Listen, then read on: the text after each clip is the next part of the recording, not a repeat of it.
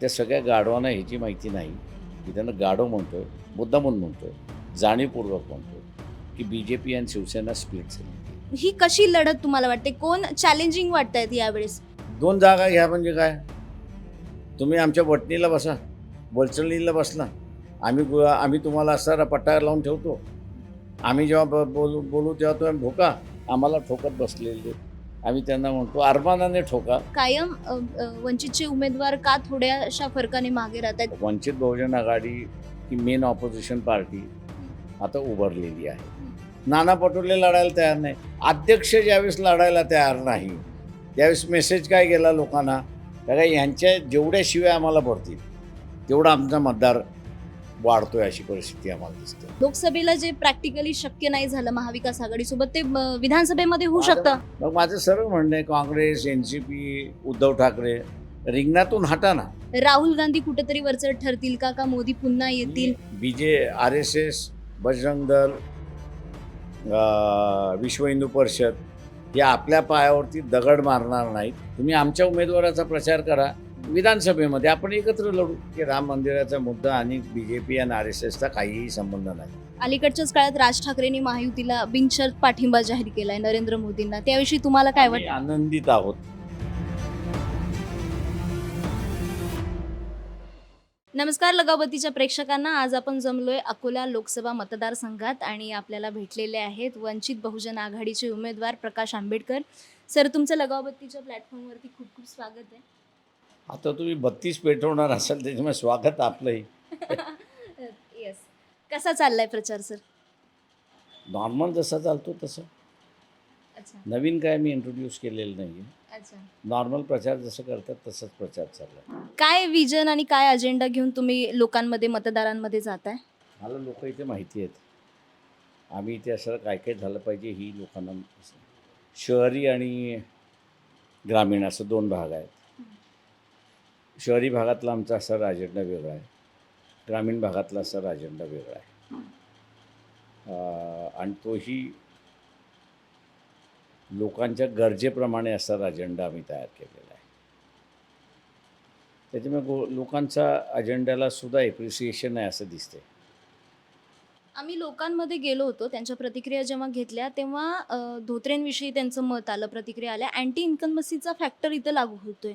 20 वर्षांपासून भाजपची सत्ता आहे इथे आणि तरीसुद्धा त्यांचं म्हणणं आहे की आम्हीच जिंकून येऊ. पण लोकांमध्ये थोडी रिॲक्शन वेगळी दिसते. आम्ही काँग्रेसचे उमेदवार अभय पाटलांनाही भेटलेलो आहे. तर ही कशी लढत तुम्हाला वाटते? कोण चॅलेंजिंग वाटतायत यावेळेस? काँग्रेसचे उमेदवार वाटतायत, भाजपचे उमेदवार वाटतायत? मी असं डिस्टिंग्विश करत नसतो की हा आपल्याला चॅलेंजिंगचा आहे, हा आपल्याला चॅलेंज असं नाही. दोघंही चॅलेंजिंगचे आहेत असं मी त्या ठिकाणी मानतो आहे. आणि शेवटी माझं एक फंड आहे की आपल्या हातामध्ये प्रचार करायचा आहे, तो आपण प्रचार करत राहायचा. लोक डिसाईड करतात त्यांना कोण प्रतिनिधी पाहिजे. त्याच्यामुळे वोटरच्या प्रांतामध्ये आपण जायचं नाही. वोटरला काय पाहिजे ते असं आपण प्रॉपगेट करायचं आणि त्यांची मतं अधिकाधिक आपल्याला कशी मिळतील या दृष्टीने प्रयत्न करत राहायचं. इथनं महाविकास आघाडीने त्यांचा उमेदवार उभा केला. मधल्या काळात तुमची आणि महाविकास आघाडीची बोलणी सुरू होती. जवळपास महिना ती आता दीड संपलेली आहे. त्याच्यामुळे असं तो इश्यू इरिलेव्हंट झाला असं हां, काही येस, मानतोय. येस. त्याच्यामुळे असं त्याची या इलेक्शनमध्ये तो आता रिलेव्हंट राहिलेला नाही आणि त्याच्यामुळे मी आता त्याची चर्चाही करत नाही आहे. आम्ही आता असताना जे इलेक्शन लढतोय त्या दृष्टीने आहे आणि वंचित बहुजन आघाडी ही मेन ऑपोजिशन पार्टी आता उभारलेली आहे. कोणी एक्सेप्ट करो न करो आम्हाला त्याचा फरक पडत नाही. मतदार आम्हाला असणारा सगळ्यात महत्त्वाचा आहे. त्या मतदारांनी एक्सेप्ट केलेलं आहे की वंचित बहुजन आघाडी आणि भारतीय जनता पक्ष यांच्यामधलीच लढत आता आहे. त्याच्यामुळे दॅट मॅटर्स टू अस, म्हणजे ते आम्हाला महत्त्वाचं वाटतं. पब्लिक काय म्हणजे पब्लिक म्हणण्यापेक्षा इंटेलेक्च्युअल काय बोलतात आहे, टी व्ही काय, त्याचा आम्हाला फार फरक पडत नाही आहे. त्याच्यामुळे आणि असं काय का ते ग्राउंड रियालिटी एक्सेप्टच करायला तयार नाही आहेत. आता तुमचे सगळे विद्वान मंडळी टी व्हीवरती येतात, तुमच्या चॅनल्सवरती येतात, वंचित मतं खाणार. पण त्या सगळ्या गाढवांना ह्याची माहिती नाही. मी त्यांना गाढव म्हणतो आहे, मुद्दामून म्हणतो आहे, जाणीवपूर्वक म्हणतो की बी जे पी आणि शिवसेना स्प्लिट झालेली आहे किंवा 2019ची त्यांची ताकद नाही आहे. नवीन युती झालेली आहे. काँग्रेस आणि शिवसेना युती झालेली आहे. आज तागायत दोघांचं जमलेलं नाही आहे, बिनसलेलं आहे. तेव्हा हे जे नवीन फॅक्टर्स आलेत ते लक्षात न घेता आम्हाला ठोकत बसलेले आहेत. आम्ही त्यांना म्हणतो अरमानाने ठोका. टी व्ही आणि याच्यामधनं मासेसमध्ये आम्ही काही आहोत ते आम्हाला लोकांनी आम्हाला साथ दिलेली आहे आणि ते आम्हाला मॅटर मोठं आहे आणि त्याच्यामुळे आम्ही असं म्हणतो की ज्यांना आम्हाला शिव्या घालायच्या आहेत त्यांनी शिव्या घालाव्या, मनसोक्तपणे शिव्या घालाव्यात. आम्ही त्यांना कोणाला उत्तरं देणार नाही आहोत. कारण यांच्या जेवढ्या शिव्या आम्हाला पडतील तेवढा आमचा मतदार वाढतो आहे अशी परिस्थिती आम्हाला दिसते. त्याच्यामुळे आम्ही त्यांना म्हणतो तुम्ही आम्हाला शिव्या घाला आणि आमची मतं वाढवा. आणि म्हणजे इतर मीडियामध्ये जे परसेप्शन सुरू होतं आज तागायत म्हणजे 19ची लोकसभा असो विधानसभा असो की वंचित फॅक्टर लागू झाला, आमचे उमेदवार पडले, आमचे हे पडले, आमचं मताधिक्य कमी झालं. पण मला असं वाटतं किंवा माझा असा प्रश्न आहे की यांच्या उमेदवारांमुळे काँग्रेसच्या किंवा आघाडीच्या उमेदवारामुळे तुमचे उमेदवार पडले असणार आहेत. तुम्हाला कोणत्या जागांवर फटका पडला? प्रश्न असा आहे की 9 जागांवरती आम्हाला असणारा मागच्या निवडणुकीमध्ये त्यांचं ॲनालिसिस, त्यांची जी ॲनालिसिसची पद्धत आहे ती जर आम्ही लावली तर 9 जागेमध्ये एन सी पी आणि काँग्रेस यांना हिंदू मतंच मिळाली नाहीत, त्यांना मुस्लिम मतं मिळाली. मग आम्ही असणारा हे आरोप करायचं का की तुम्ही मुस्लिम मतं आमच्याकडे येणार होती ती ब्लॉक केलीत आणि म्हणून आम्ही पडलो. पॉलिटिकल पार्टीज आहेत, पॉलिटिकल पार्टीज होऊन निवडणुका लढण्या जाणार. लोकांना जो वाटतोय तो उमेदवार जिंकणार त्याच्यामध्ये. त्याच्यामुळे असणारा आमच्यामुळे हा उमेदवार पडला, त्यांच्यामुळे उमेदवार हा पडला असं नाही. मी मागच्या वेळेस म्हणून म्हटलं ॲनालिसिस कोणी करत नाही. 9 ठिकाणी काँग्रेस एन सी पीनी मतं ब्लॉक केल्यामुळे आम्ही 9 ठिकाणी विजयी झालो असतो. आम्ही असं म्हणायचं का बी जे पीची बी टीम आहे, तमुक आहे तमुक आहे, आम्ही त्या भानगडीत पडत नाही. नुकतंच त्याच्यामुळे असणारं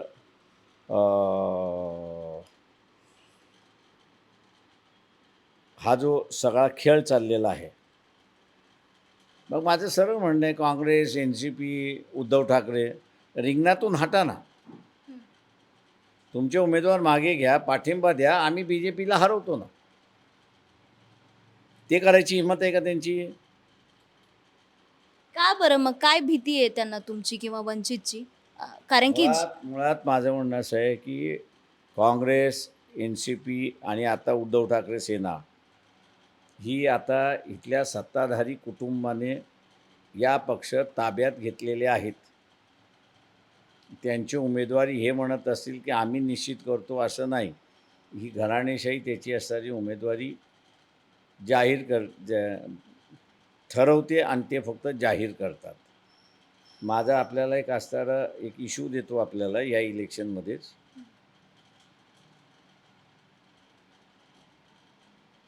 Eknath Shinde, B J P आणि अजित पवार यांचे उमेदवार,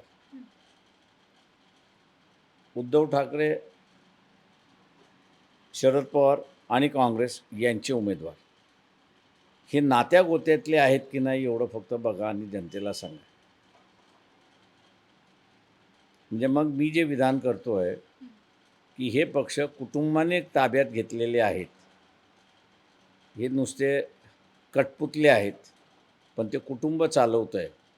हे माझ्या विधानाला तुम्ही असणारा पुष्टी देणार आहात तर ॲनालिसिस करून मांडलं तर. तुमचं ॲनालिसिस काय सांगतं मग या वेळेसच्या?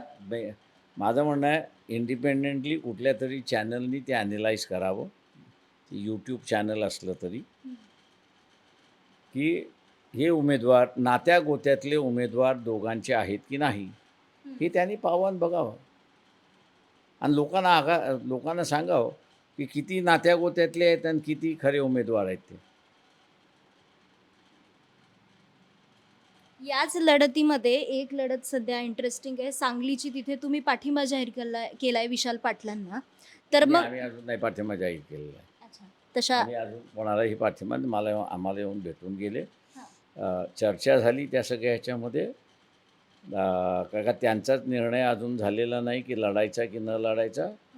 त्यांचा लढ्याचा निर्णय झाल्यानंतर मग आम्ही आमची भूमिका त्या ठिकाणी घेऊ.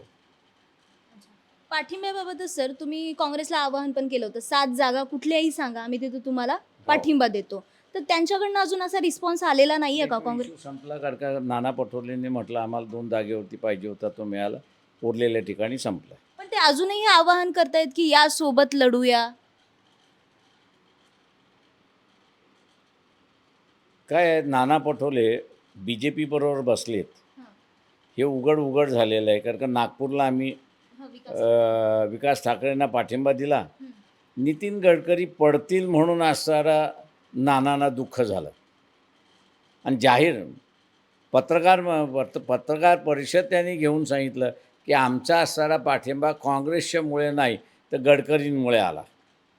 सॉरी, देवेंद्र फडणवीसच्या सांगण्यावरनं आला. आणि त्यांच्याच नेत्याने आम्हाला सांगितलं की कोल्हापूर आणि नागपूर तुम्ही आम्हाला पाठिंबा द्या. आता याच्यातून नाना पटोलेंचं BJP बरोबरचं नातं हे बाहेर पडलं. त्यांना काँग्रेसचा उमेदवार जिंकेल याच्याबद्दल आनंद नाही, पण नितीन गडकरी पडणार त्याच्याबद्दल त्यांना दुःख आहे. त्याच्यामुळे हे जे आम्ही आरोप करतो आहोत की काँग्रेसमधले काही आस्थीचे निखारे आहेत आणि त्यांचा BJPशी असणारा संबंध आहे, हे आता हळूहळू असं बाहेर पडायला लागलेलं आहे. अजून 2-4 जण बाहेर पडतील की ज्यांना BJP पडते म्हणून दुःख आहे, काँग्रेसमधलेच. कोण असू शकतात ते? येईल ना, थांबा ना. आता एवढी घाई कशासाठी? महाविकास आघाडीमध्ये जेव्हा जागा वाटपावरनं वाद झाले त्यांच्यातच 3 पक्षांमध्ये आता सांगलीचा वाद समोर आलेला आहे. म्हणून तर मी म्हणालो ना आपल्याला की इथले असणारे जे काही तुमच्या चॅनल्सवरती ॲनालिसिस करणारे आहेत, काँग्रेसवाले सेनेला मतदान करणार, सेनेवाले काँग्रेसला मतदान करणार, तर आमचं म्हणणं नाही आहे. आणि म्हणून आम्ही असणारा जिल्ह्या लेवलचा असणारा जो काँग्रेसचा कार्यकर्ता आहे, तो आम्हाला असणारा सांगतोय की आम्हाला BJP बरोबर लढायचं आहे, पण आमच्या वरच्या नेत्यांना लढायचं नाही. आम्ही काय करायचं? तर आम्ही त्यांना म्हणालो की आम्ही तुमच्याबरोबर यायला तयार होतो. आम्ही आताही तुम्हाला असणारा 7 जागा द्यायला तयार झालेलो आहोत. तुमच्या प्रदेशाध्यक्षांनी नाकारून टाकले की आम्हाला नकोच. त्या म्हटलं आमचा नाईलाज आहे. तेव्हा काँग्रेसच्या खालच्या कार्यकर्त्यांना आम्ही असणारं सांगतोय की ठीक आहे की लोकसभेमध्ये झाली नाही, पण विधानसभेमध्ये आपण एकत्र बसू, समझोता करू. आता 16 ठिकाणी काँग्रेसचा कॅडर लढते. 48 मधनं 16 जर वजा केल्या तर उरलेल्या ह्याच्यामध्ये तिथल्या कॅडरला मी सरळ सांगतोय काँग्रेसवाल्यांना की तुम्ही आमच्या पक्षाच्या उमेदवाराचा प्रचार करा, नाहीतर विधानसभेमध्ये आपण एकत्र बसणारच आहोत. म्हणजे तुम्ही लोकसभेला जे प्रॅक्टिकली शक्य नाही झालं महाविकास आघाडीसोबत ते विधानसभेमध्ये होऊ माझं शकतं. म्हणणं असं आहे की ज्या पद्धतीने असणारं शरद पवार काँग्रेस NCP आणि उद्धव ठाकरे यांनी ज्या पद्धतीने काँग्रेसला स्क्वीज केलं आणि आम्ही काँग्रेसवाल्यांना सांगत होतो की तुम्ही या दोघांवरती विश्वास ठेवलात तर तुम्हीच हारणार आहात. आणि आज आपल्याला असं दिसतंय की मुंबई प्रदेशचे अनेक नेते दिल्लीला जाऊन बसलेले आहेत की आम्हाला जागा पाहिजेत, आम्हाला लढायचं आहे. तुम्हाला असं वाटतं का ही सगळी मंडळी प्रामाणिकपणे उद्धव ठाकरेंचं काम करतील? तर अजिबात करणार नाहीत. त्याच्यामुळे असणारं ही युती इथेच तुटलेली आहे आणि संपलेली आहे. कोण विलन आहे युती तुटण्यामागे ही महाविकास? तुमचा अंदाज काय? कारण की तुम्ही मधल्या काळात महाविकास मला अंदाज नाही आणि मला आता त्याच्यामध्ये पडायचंही नाही आहे. माझं फक्त एवढंच म्हणतं आहे की ह्या काँग्रेसच्या कार्यकर्त्यांना की यावेळेस नाही झालं मान्य आहे, आम्ही फील्डमध्ये आहोत, तुम्ही आमच्या उमेदवाराचा प्रचार करा, विधानसभेमध्ये आपण एकत्र लढू. त्यावरती त्यांचा काही आला रिस्पॉन्स? खालच्या लेवलचा रिस्पॉन्स आम्हाला मोठा आहे. मग कुठे सर, राज्य नेतृत्व का केंद्र? राज्य नेतृत्व हा सगळ्यात मोठा युतीचा प्रॉब्लेम असं मला खालच्या कार्यकर्त्यांकडून जी काही माहिती येते तिकडनं, हं, काँग्रेसमधल्या. हं. राज्य म्हणजे नेतृत्व. मी आता चंद्रपूरला गेलो, तिथे काँग्रेसचे कार्यकर्ते येऊन भेटून गेले. भंडारा गोंदियाला गेलो, तिथेही कार्यकर्ते येऊन भेटून गेले. रामटेकला गेलो, तिथेही कार्यकर्ते येऊन भेटून गेले. नागपूरला होतो, नागपूरलाही भेटून गेले मला. आणि त्या सगळ्यांचं दुखणं असं आहे की आम्हाला फसवलं गेलं आहे. हं, NCP आणि उद्धव ठाकरे यांच्याकडून आम्हाला फसवलं गेलेलं आहे. आम्ही तुमचं ऐकलं असतं तर कदाचित आम्ही चांगल्या स्थितीत असतो. आता मी त्यांना तेवढंच म्हणतो आहे, जे पाणी वाहून गेलं ते वाहून गेलं, ते काही पुन्हा आणता येत नाही. आपण लोकसभा गेली, विधानसभेसाठी आपण एकत्र येऊ. आणि आत्ता तुम्ही जे आहे ते आमच्या उमेदवार जे आहेत, उभे केलेले आहेत, हं, त्यांचा तुम्ही उघड प्रचार करा. हं. आणि काही ठिकाणी काँग्रेसच्या ह्यांनी वंचितच्या उमेदवारांना मतदान द्या ही सांगायला सुरुवात केलेली आहे. अच्छा. मग आता त्यांनी तुमच्याच. त्याच्यामुळे आत्ता जी परिस्थिती आहे, म्हणजे ही जी पहिल्या फेजमधलं जे आहे, हं. त्या पहिल्या फेजमधली निवडणूक ही वंचित विरुद्ध BJP अशी झालेली आहे. काँग्रेस आणि महाविकास आघाडी बाकी कुठंच कोणीच नाही. काँग्रेसचं आपण बघितलं तर धानोरकरबाई हं, यांनी जे पहिल्यांदा विधान केलं की सर्व सत्ता कुणब्यांच्या हातामध्ये असली पाहिजे, हं.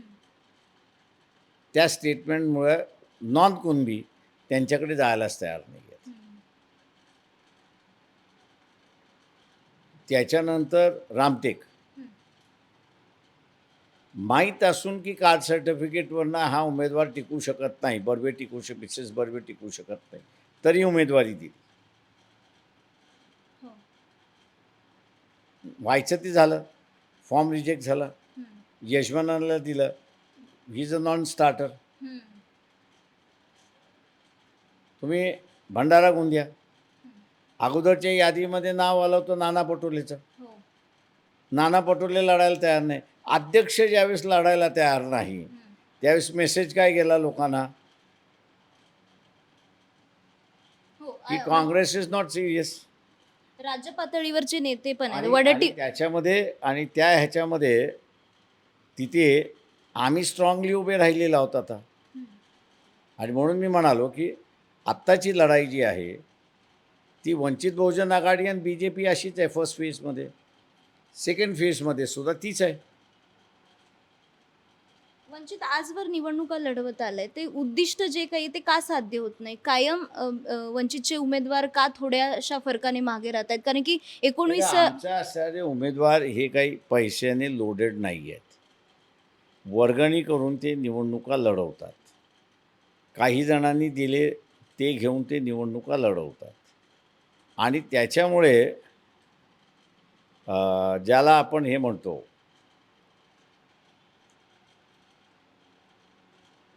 की रिसोर्सेस आम्हाला कमी पडत होते. हं, आणि म्हणून आम्ही असणारा शेवटच्या क्षणी आमची गाडी दिसली नाही, हं. अरे हे बसले असे करत होते. यावेळी आमची स्ट्रॅटेजी अशी आहे की शेवटच्या दिवसापर्यंत आमची गाडी फिरत राहील, हं. शेवटच्या दिवसापर्यंत आमचा कार्यकर्ता फिरत राहील, तो मैदानात आहे हे दाखवून देईल. आणि आजच्या ह्याच्यामध्ये ही निवडणूक मी असं म्हणेन पीपल विरुद्ध BJP अशी झालेली, आम्ही माध्यम झालेलो आहोत. अच्छा. वंचित हे एक माध्यम झालेलं आहे, पण ही निवडणूक मासेस विरुद्ध BJP अशी झालेली आहे. त्याच्यामुळे मासेस जेव्हा निर्णय घेतो त्यावेळेस आम्हाला रिसोर्सेस कमी लागतात. हं. आणि त्याच्यामुळे आमचे असणारे रिसोर्सेस हे शेवटपर्यंत टिकतील अशी परिस्थिती आहे. या मधल्या काळात जेव्हा तुमची बोलणी सुरू होते त्या दरम्यान तुम्ही राहुल गांधींची भेट घेतली होती का? नाही, मी कोणाशीच भेट नाही घेतली. नाही. 2019 आणि आता 24ची लोकसभा पाहिल्यास या दोन्ही लोकसभेच्या मधला काय फरक तुम्हाला दिसून येतो? 19 मध्ये वंचितला जो प्रतिसाद मिळालेला आहे, त्याच्यामध्ये किती अजून वाढ होईल? काय बदल दिसून येईल? वंचितचे कुठले उमेदवार आघाडीवरती असतील? मी आज म्हटलं जी पहिल्या फेजमधली जी आहे, पहिल्या. पहिल्या फेजमधला असणारं it's a direct contest between Vanchit Bahujan Aghadi आणि BJP. त्याच्यामुळे किती निवडून येतील, किती निवडून येण्यापेक्षा ही लढाईच वंचित बहुजन आघाडीची झाली अशी परिस्थिती आहे. सेकंड फेजमध्ये सुद्धा तीच आहे. आता यवतमाळमधला आमचा उमेदवार पॉलिटिकली त्याला बाद केला, नॉमिनेशन त्याचं बाद केलं. हिंगोली आम्ही फोरफ्रंटवरती आहोत, नांदेड आम्ही फोरफ्रंटवरती आहोत, परभणी आम्ही फोरफ्रंटवरती आहोत, वर्धा आम्ही फोरफ्रंटवरती आहोत, अकोला आहे. 8पैकी ज्या 6 आहेत त्या 6वरती आम्हीच फोरफ्रंटवरती आहोत. आज we are head of BJP या कॉन्स्टिट्युन्सीजमध्ये. दुसऱ्या टप्प्यातल्या दुसऱ्या एकंदरीत टप्प्यातल्या. किती आकडी आम्हाला 2 आकडी खासदार तुमचे असं पाहायला? मला काही आत्ता सांगता आम्ही असं तुम्हाला म्हटलं की पब्लिक माइंड हा फिकल माइंड असतो. तो मतदानाच्या दिवशी त्याचा जो माइंड आहे त्याच्यावरती आम्ही तुम्हाला सांगू शकतो. आत्ताच्या याच्यावरती नाही सांगू शकत. सर, मी पुण्यातल्या लोकसभेवरती येते. पुण्यामध्ये अनिल जाधव तुमचे निवडणुकीमधले उमेदवार होते. मागच्या निवडणुकीत. हां. त्यांनी 60,000च्या वरती मतं घेतली हो, होती. आणि ती आम्ही 15 दिवसात घेतली. अच्छा. तर मग ते असताना, तो फेस तुमच्याकडे असताना तुम्ही अभिजित वैद्यांचं पण नाव घेतलं होतं. तुम्ही अट ठेवली होती की यांना उमेदवारी द्या. मी असं कॉमन ह्याच्यामध्ये म्हटलं होतं की तुम्ही असं एकत्र आपण लढतोय, तर 1 to 1 निवडणुकीमध्ये जे फेस चालू शकेल दॅट वॉज अभिजित वैद्य. मग आता पुण्यामध्ये. त्यांना बाजूला करून तुम्ही वसंत मोरेंना आम्ही का? असं त्याच्यामध्ये असं आहे की त्यांचीच आठ होती की सगळेजण जर करून मला देत असतील तरच मी लढेन, नाही तर नाही. त्या ह्याच्यामध्ये आत्ताच्या ह्याच्यामध्ये असणारं जे काँग्रेसकडून आलेला उमेदवार हा जर पाहिला, व्यक्ती म्हणून चांगला आहे माझं म्हणणं असं. पण काँग्रेसकडे लोकसभेचं इन्फ्रास्ट्रक्चर आहे असं मी त्या ठिकाणी मानत नाही. आणि मोरे जे आम्ही उभे केले त्यांच्या खिशामध्ये 3.5 लाख मतं आहेच की जी त्यांची मतं आहेत, ही मोरेंची मतं आहेत. ठीक आहे, आज ते आमच्याबरोबर येऊन तिकीट लढवतात आहेत म्हणून ती 3.5 लाख मतं कन्फर्म झाली आणि दॅट इज मुस्लिम वोट्स.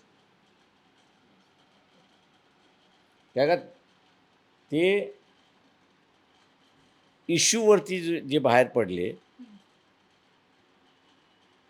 तो इश्यू मुसलमानांच्या जिव्हाळ्याचा होता. मशिदीच्या समोर भोंगा आणि हनुमान चालिसाच्या संदर्भातला त्यांनी फर्म स्टँड घेऊन बाहेर पडले. आज तो मुसलमानाचा सगळ्यात मोठा हा आहे.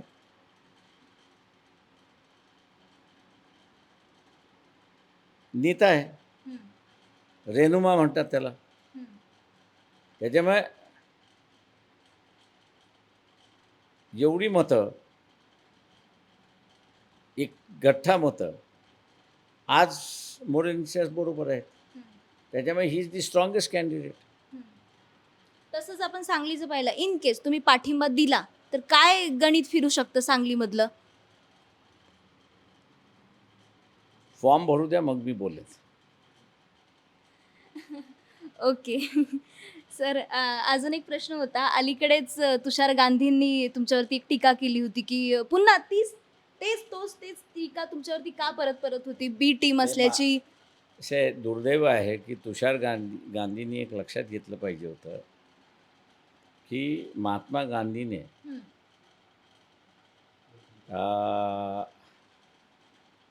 स्वतःची लीडरशिप इस्टॅब्लिश करण्यासाठी त्यांना देशभर फिरावं लागलं. आणि सवर्ण लीडरशिप ही महात्मा गांधीला शेवटपर्यंत एक्सेप्ट करत नव्हती. त्यांनी ज्यावेळेस मास उभा केला त्यावेळेस महात्मा गांधीची लीडरशिप एक्सेप्ट झाली. पण ज्या क्षणाला इंडियन फ्रीडम मिळालं त्या क्षणाला मिळणार असं कळलं महात्मा गांधी साईड ट्रॅक्ट आहेत. त्यांना कोणीच विचारत नाही आहे. जी काँग्रेसमधली सवर्ण मंडळी आहे ती सवर्ण मंडळी सगळी डिसाईड करते आणि महात्मा गांधी साईड ट्रॅक होतात आहेत. याचं कारण ते चातुर्वर्ण्याच्या सिस्टममध्ये ते ब्राह्मणही नाही आहेत, ते क्षत्रिय नाही आहेत, ते वैश्य आहे आणि वैश्याला राजकारणाचा काहीही अधिकार नाही आणि म्हणून त्यांना डावललं. मी दुर्दैव असं म्हणेन की तुषार गांधी हे विसरले की जे यातना महात्मा गांधींना भोगाव्या लागला आणि पदोपदी पावलोपावली स्वतःची लीडरशिप ठेवण्यासाठी त्यांना सवर्णांचं लागून चांगून करावं लागलं. ते विसरून त्यांनी आमच्यावरती टीका करायला सुरुवात केली की आम्हीसुद्धा इथे असणारं शूद्र आणि अतिशूद्र यांची चळवळ उभी करतोय. दुर्दैवाने तुषार गांधी यांनी महात्मा गांधींना सोडलं असं मी त्या ठिकाणी म्हणेन आणि ते सवर्णाच्या मांडीवरती बसलेत अशी परिस्थिती आहे. त्यांच्या या टीकेमागचं काय कारण असेल? मी म्हणूनच म्हणालो ना की त्यांनी महात्मा गांधीला सोडलं आणि सवर्णांची कास धरली. तुमच्या मागे म्हणजे वंचितला मतदान करू नका असं ते आवाहन करताय. आवाहन करतात याचाच अर्थ की वंचितांनी वंचितच राहिलं पाहिजे, सवर्णांनी इथली सत्ता चालली पाहिजे असंच तुषार गांधीला सुचवायचं आहे त्यांच्या टीकेतून. सर आणखी एक म्हणजे ओव्हरऑली अशी टीका होती की आता आंबेडकरांची पुढची पिढी म्हणून तुमचा प्रचार होतोय, तर असे यात काही तथ्य आहे का? नाही, पुढची पिढी म्हणजे? आंबेडकरांचा नातू, आंबेडकरांचा पंतू निवडणुकीत उतरलाय, त्यांना साथ द्या, मतदान द्या. असं कुठंच प्रचार नाही आहे. माझी गेली 40 वर्षाच्या ह्याच्यामध्ये मी चळवळीच्या जोरावरती मतं मागत आले आणि ते आत्तासुद्धा त्याच जोरावरती मी मतं मागतो. बाबासाहेबांच्या कुटुंबातला आहे, नातू आहे वगैरे हे सगळं आहे. भावनात्मक अपिलापेक्षा मी असणारं चळवळीचं अपील करत असतो की चळवळ टिकवायची आहे, चळवळ चालवायची आहे. तुम्हाला असणारं स्वतःचं मत चळवळीलाच दिलं पाहिजे. अलीकडच्याच काळात राज ठाकरेंनी महायुतीला बिनशर्त पाठिंबा जाहीर केलाय नरेंद्र मोदींना, त्याविषयी तुम्हाला काय आम्ही वाटतं? आनंदित आहोत, प्रचंड आनंदित आहोत. याचं कारण की साऊथ इंडियन, उत्तर प्रदेश आणि बिहार हा मुंबईतला मतदार हा हळूहळू आमच्याकडे वळायला लागला आणि म्हणून आमचा जो प्रयत्न होता की मुंबईचं कॉस्मोपॉलिटन आहे नेचर, ते कॉस्मोपॉलिटन राहिलं पाहिजे, ते तुम्हाला आमच्या उमेदवारीतून दिसेल अशी परिस्थिती आहे. म्हणजे एक साऊथ इंडियन देतो आहे, एक नॉर्थ इंडियन आम्ही असं उभा देतो आहे, एक मुस्लिम उमेदवार उभा देतो आहे आणि 2 महाराष्ट्रीयन उभा करून देतो अशी परिस्थिती आहे. भाजपने त्यांच्या अलीकडच्या जाहीरनाम्यामध्ये वन नेशन वन इलेक्शनची घोषणा केली आणि युनिफॉर्म सिव्हिल कोड लागू करण्याचंही आश्वासन दिलेलं आहे. तर या दोन्ही आश्वासनांना तुम्ही कसं टॅकल करणार आहे, कोणत्या मुद्द्यांना पकडून? वन नेशन वन इलेक्शन हे येऊ शकणार नाही आहे आणि येणं इम्पॉसिबल आहे. रिजनल पार्टीज त्याला विरोध करतील आणि इलेक्शन कमिशनला ते कंडक्ट करता येणार नाही अशी असणारी परिस्थिती आहे. राहिला कॉमन सिव्हिल कोडचा प्रश्न, कोणी थांबवलं होतं BJPला कॉमन सिव्हिल कोड आणण्यापासून? पण मुसलमानापेक्षा RSS, विश्व हिंदू परिषद, बजरंग दल यांचाच विरोध मोठा आहे. याचं कारण ज्या दिवशी तुम्ही कॉमन सिव्हिल कोड आणणार त्या दिवशी 50% हिंदू हा कॉमन सिव्हिल कोड मान्य करणार. मुसलमानांना कॉन्स्टिट्यूशनल गॅरंटी असल्यामुळे तुम्ही त्याच्यावरती तो लादू शकत नाही. ते मॉमेडन लॉप्रमाणेच त्यांचा कायदा आणि हे सगळं होईल. तेव्हा पार्लमेंटचा कायदा हा कॉन्स्टिट्यूशनल प्रोव्हिजनला ओव्हर रूल करू शकत नाही. ती भीती असल्यामुळे की कॉमन सिव्हिल कोड की Hindu civil code 50% Hindu, minimum 50% Hindu हे कॉमन सिव्हिल कोड मान्य करतील. RSS, बजरंग दल, विश्व हिंदू परिषद हे आपल्या पायावरती दगड मारणार नाहीत आणि ते कधीही कॉमन सिव्हिल कोड आणणार नाहीत. का हिंदूंची संख्या कमी झाली आणि सेक्युलर कायदा आम्हाला पाहिजे असं जर तिथं इस्टॅब्लिश झालं तर लॉस त्यांचा आहे. त्याच्यामुळे आपला लॉस कोण करून घेणार? मग ही नुसतं आश्वासनं. ही पुढच्या 29ची तयारी आहे का मग ही? कारण की 2019 आणि त्यांना असं करायचं असतं ते त्यांनी आताही केलं असतं, 10 वर्षामध्ये केलं असतं. पण 2 निवडणुका मागच्या राम मंदिराच्या मुद्द्यावरनं गाजल्या आणि आता त्याचा प्रश्न असा आहे की राम मंदिराचा मुद्दा आणि BJP आणि RSSचा काहीही संबंध नाही. तो मुद्दा कोर्टाने स्वतःच्या ताब्यात घेतला, सुप्रीम कोर्टाने, आणि त्यांनी असं म्हटलं की आम्ही याचा फुल अँड फायनल निकाल देतो आहे आमच्या पॉवर्सखाली. अंडर आर्टिकल 142 या पॉवर्सखाली आम्ही असा निकाल देतो आहे तिथल्या सगळ्या ह्यांना करून की राम मंदिर बांधा, सरकारने बांधा, हे त्यांनी आदेश दिले. त्याच्यामुळे BJPचा आणि राम मंदिराचा काही संबंध नाही आहे. मोदीचा आणि राम मंदिराचा काही संबंध नाही आहे. सुप्रीम कोर्टाने आदेश दिले आणि ह्यांना करावं लागलं, नाही तर सरकार बरखास्त करून टाकलं असतं यांचं. त्या भीतीपोटी यांनी असतं ते उद्घाटन सगळं असतं केलं, अशी परिस्थिती आहे. पण राम मंदिराच्या मुद्द्यावरूनच तर ते मतं मागतायत ना सर. प्रश्न असे ते त्यांना मागू द्या ना. आज राम मंदिराचा मुद्दा हा माझ्या दृष्टिकोनातून लोकांनी स्वतःच्या प्रश्नांना महत्त्व दिले असं त्या ठिकाणी मला दिसते. त्याच्यामुळे म्हणून मी म्हणतो ना की इरिलेव्हंट इश्यूज TV मध्ये आहेत, नॉन इश्यूज YouTube चॅनल्समध्ये आहेत आणि वर्तमानपत्रामध्ये टेबल बातम्या मोठ्या प्रमाणात चाललेल्या आहेत. त्याच्यामुळे असणारा ग्राउंड रियालिटी नाही. आता सर मोदींच्या 3 सभा झाल्या, पूर्णपणे कोणी ऐकल्याच नाहीत. कुठेतरी वाऱ्याची दिशा बदललेली दिसते. भोंगा वाजला असं मी म्हणतो, पण दुर्दैवाने भोंगा रिपोर्टर आणि त्याचे एडिटरच्या डोक्यात वाजलेला नाही अजून. काय म्हणणं आहे, मीडियामध्ये अनेक परसेप्शन असे डेव्हलप केले जात आहेत की राम मंदिराचा मुद्दा खूपच फायद्याचा ठरणार आहे भाजपला, आणि ग्राउंडवरती जेव्हा आम्ही माझं म्हणणं असं आहे की आपण 4 तारखेपर्यंत थांबू. काय दिसेल चित्र त्या दिवशी? मी जसं म्हटलं 4 तारखेच्या ह्याच्यामध्ये फक्त काही जणांनी आम्ही चुकलो हे कबूल करायला सुरुवात करावी. हा कोणाला इशारा होता? हा सगळ्यांनाच इशारा आहे माझं म्हणणं असं.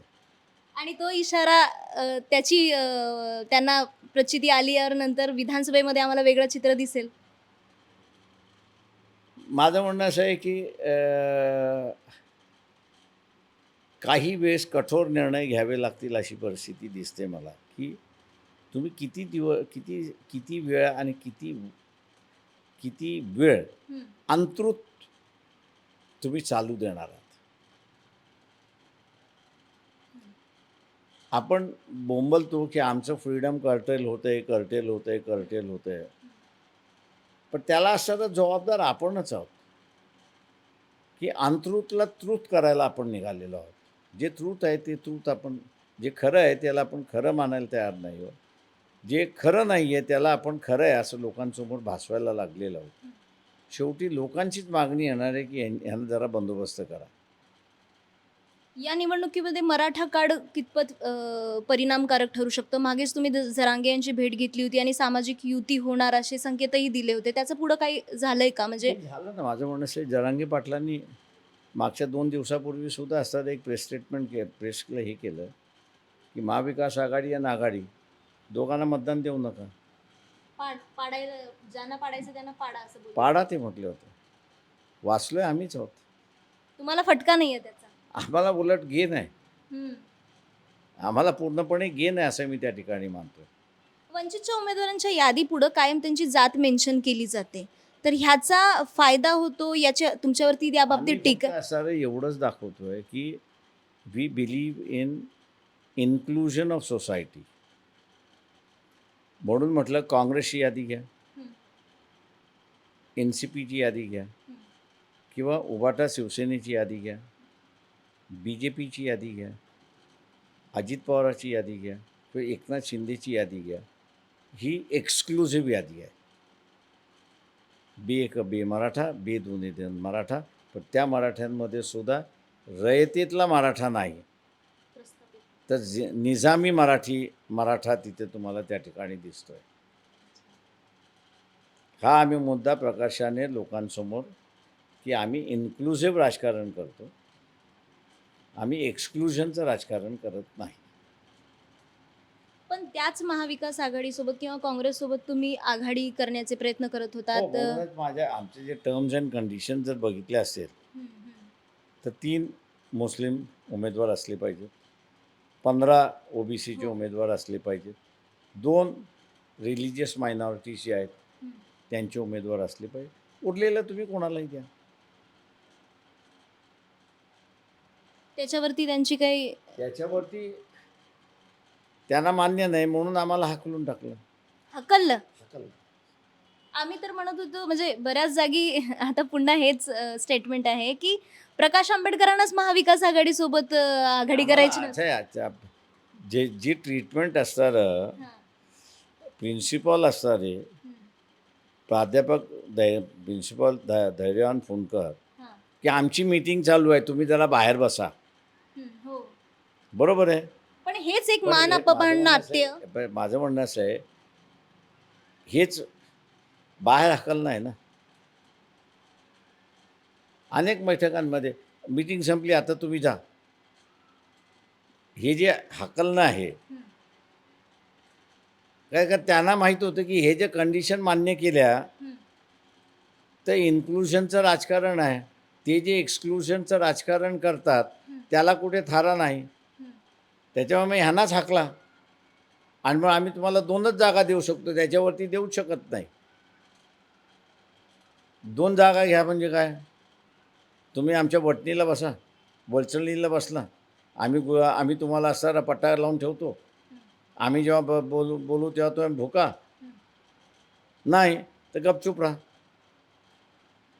ही जी वागणूक आहे, या वागणुकीलाच आम्ही म्हटलं होतं आता एकदा सोडा. आपण BJPशी आपणच 2 हात BJPशी करू शकतो, त्या मोकळं व्हा. आपण आज आम्ही करायला बसलोय. तुम्ही स्वतंत्रपणे उद्धव ठाकरे गटाशी जर हातमिळवणी केली असती आणि तुमच्या दोघांची शिवशक्ती भीमशक्ती हे जर समीकरण इथं आणलं असतं या निवडणुकीमध्ये तर तो फॅक्टर महत्त्वाचा ठरला असता. कारण की मी त्याही वेळेस म्हणाल, आजही रिपीट करतो, आमचा लॉस झालेला नाही. आम्ही असताना मेजर फॅक्टर आलेलो आहोत. आता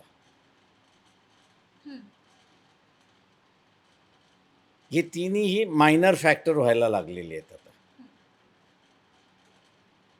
मी फक्त आपल्याला काँग्रेसच्या कार्यकर्त्यांची मानसिकता आपल्याला सांगितली.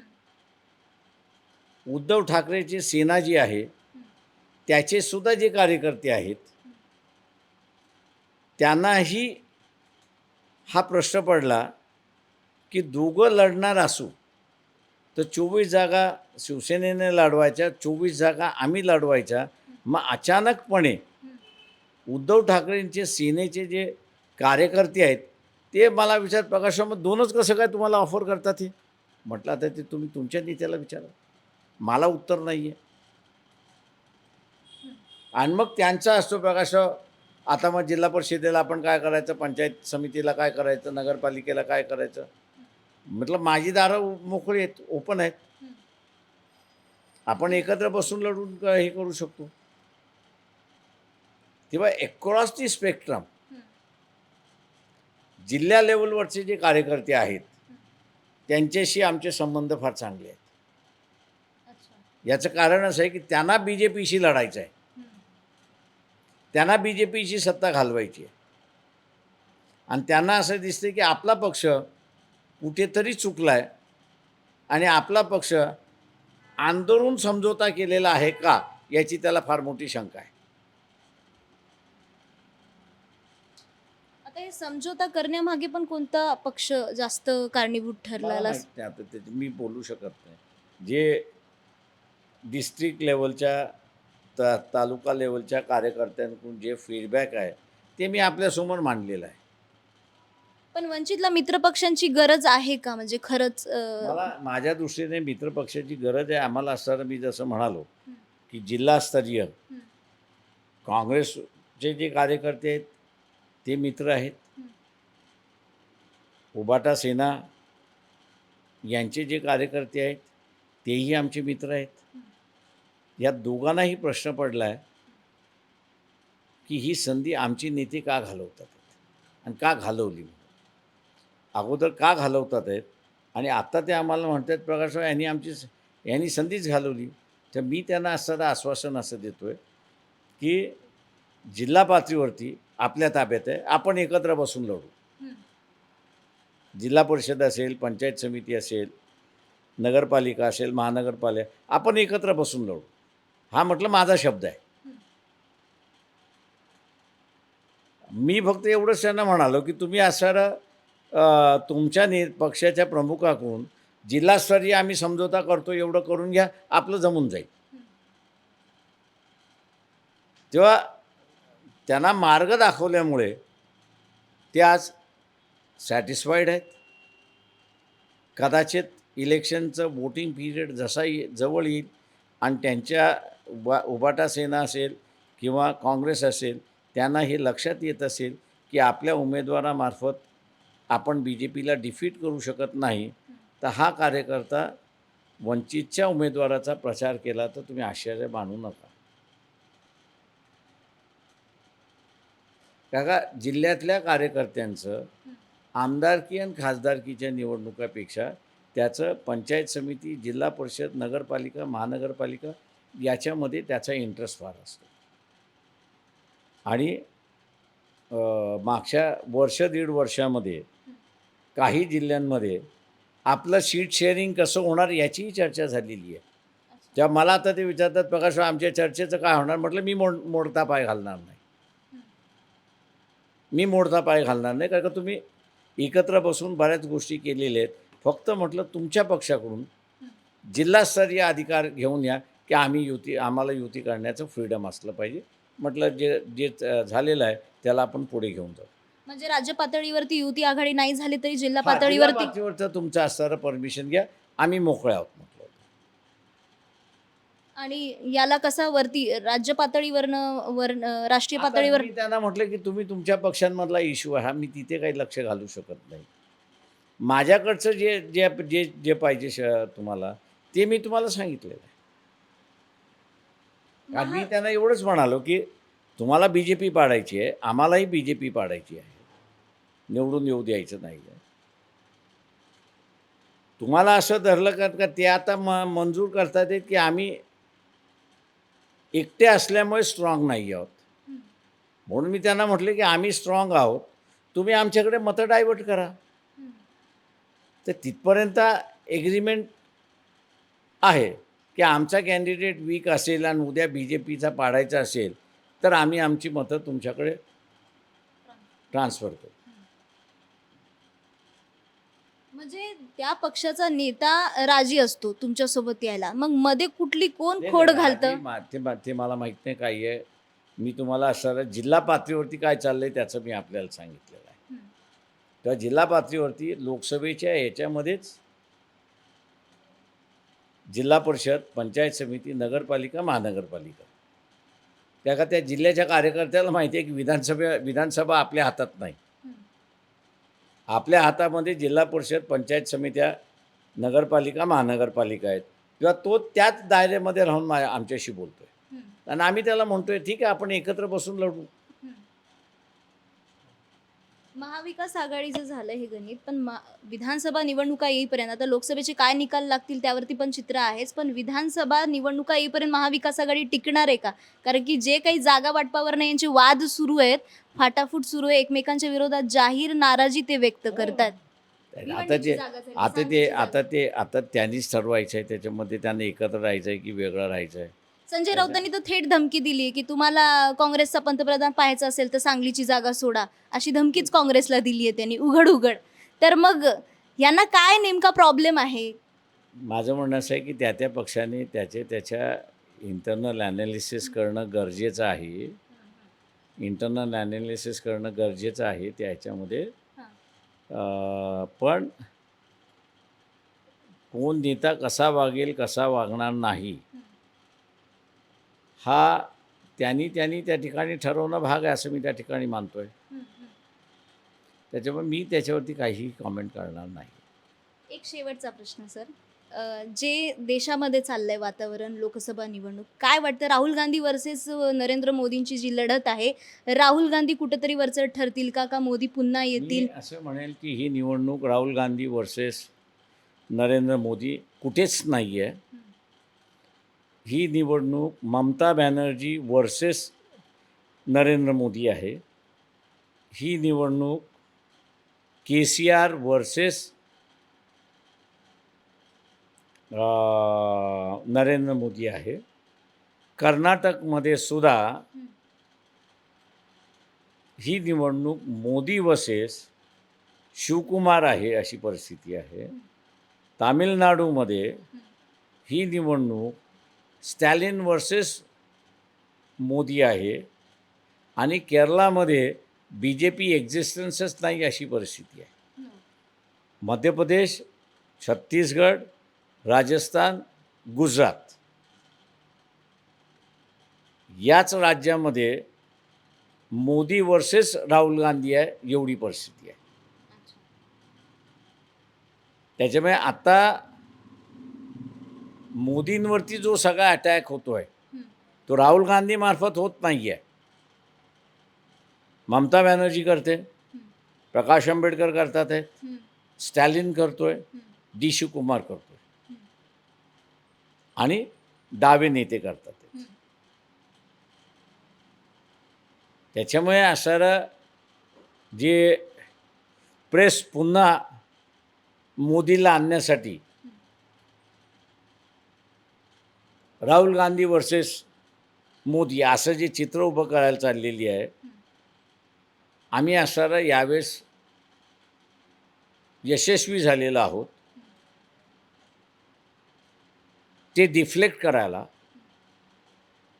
आणि मोदीला डायरेक्ट अटॅक आता असणारं ह्या रिजनल पार्टीजमार्फत होतो आहे आणि त्याचं त्याला उत्तर देता येत नाही आहे. त्याच्यामुळे मोदी घायल झाला असं आम्ही त्या ठिकाणी म्हणतो. काँग्रेस जर शहाणी असेल तर त्यांनी ह्या रिजनल पार्टीजला रोल प्ले करावा. They are in much better position to attack and take on Narendra Modi कुठल्याही काँग्रेस नेत्यापेक्षा. आता खरी तर काँग्रेसला संधी आहे असं माझं म्हणणं असं आहे की काँग्रेसला ही संधी आहे की त्यांनी बॅकफूट 2 स्टेप पाठीमागे जावे आणि इतरांना पुढे येऊ द्यावं. आणि ते काँग्रेसकडनं होत नाही झाले तर संपतील. लोक आता कोणासाठी थांबायला तयार नाही आहेत.